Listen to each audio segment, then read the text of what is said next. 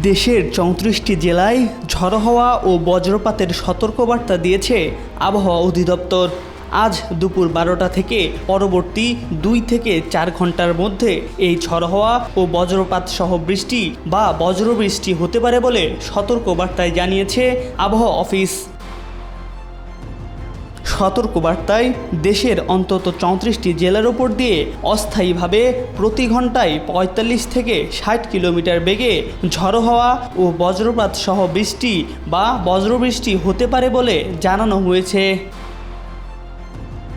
জেলাগুলোর মধ্যে রয়েছে নীলফামারী, রংপুর, কুড়িগ্রাম, রাজশাহী, নাটোর, পাবনা, মেহেরপুর, চুয়াডাঙ্গা, কুষ্টিয়া, রাজবাড়ী, মানিকগঞ্জ, ঢাকা, গাজীপুর, নরসিংদী, ব্রাহ্মণবাড়িয়া, কিশোরগঞ্জ, খুলনা, বাগেরহাট, পিরোজপুর, ঝালকাঠি, বরগুনা, পটুয়াখালী, ভোলা, লক্ষ্মীপুর, নোয়াখালী, ফেনী, চাঁদপুর, কুমিল্লা, চট্টগ্রাম, টাঙ্গাইল, নেত্রকোনা, হবিগঞ্জ, সুনামগঞ্জ ও সিলেট।